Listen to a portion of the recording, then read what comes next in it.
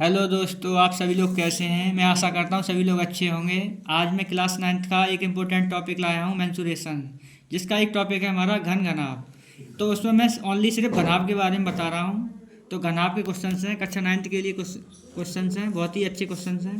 देखें, इनको ईजिली समझा रहा हूँ। तो जैसे हमारा घनाभ दिया हुआ है, तो इसमें घनाभ जो है इस बक्से की तरह दिया हुआ है।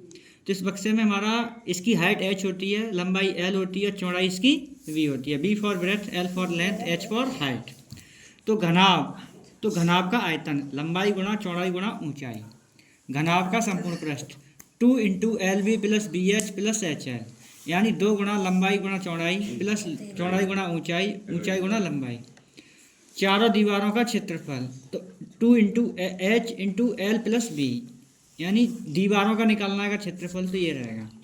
किसी कमरे में लगने वाली अधिकतम लंबाई की छड़, यानी under root L square B square plus H square.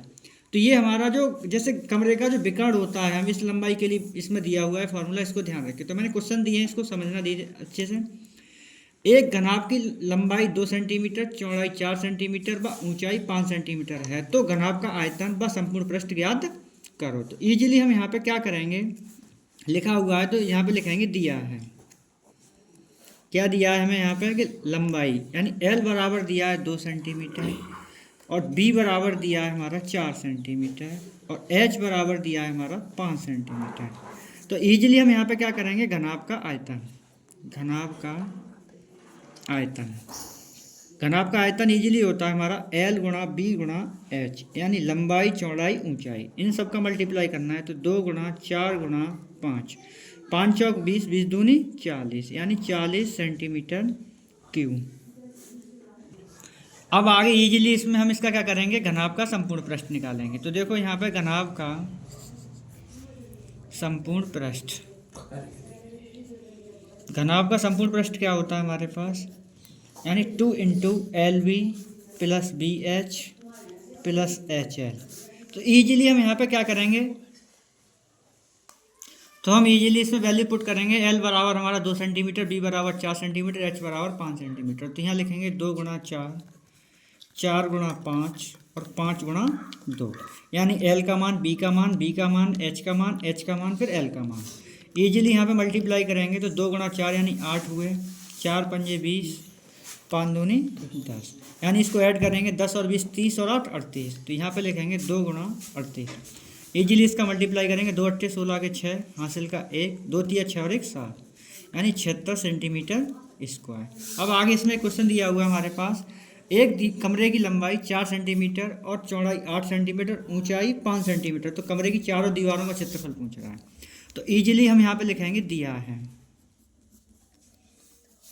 L बराबर दिया है हमें 4 सेंटीमीटर, B बराबर दिया है हमें 8 सेंटीमीटर, H बराबर दिया हमें 5 सेंटीमीटर। हम जानते हैं, तो हम जानते हैं, क्या जानते हैं कि कमरे की चारों दीवारों का क्षेत्रफल, कमरे की चारों दीवारों का क्षेत्रफल, तो चारों दीवारों का क्षेत्रफल होता है 2H L प्लस B। तो यहाँ लिखेंगे 2 इंटू H हमारा दिया है 5, L दिया है हमारे पास 4, ये दिया हमें 8।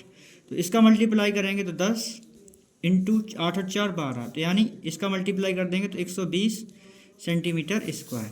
अब एक सवाल दिया है कि एक कमरे की लंबाई चौड़ाई 5 सेंटीमीटर, चौड़ाई 4 और ऊंचाई 6 सेंटीमीटर, तो कमरे की अधिकतम लंबाई, तो अधिकतम लंबाई हमने विकर्ण बताया था कमरे का, तो यहाँ पे लिखेंगे दिया है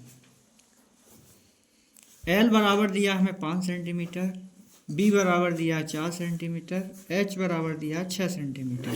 तो ईजिली यहाँ पे सॉल्व करेंगे तो अधिकतम लंबाई क्या होती है, under root L square plus B square plus H square. Easily solve करेंगे तो ये 5 का स्क्वायर प्लस 4 का स्क्वायर प्लस 6 का स्क्वायर, सबको वर्ग याद होना चाहिए। 5 का 25, इसका 16, इसका 36। ईजिली ऐड कर दो, 6 6 12, 12 और 5 17, हासिल का 1 4 और 1 5 और 2 7, यानी अंडर रूट 77 सेंटीमीटर स्क्वायर। इसका वैसे रूट निकल आएगा, बट इतना ही लिख दो, आंसर हो जाएगा। तो ये वीडियो अच्छी लगी हो तो लाइक सब्सक्राइब कमेंट करें। धन्यवाद।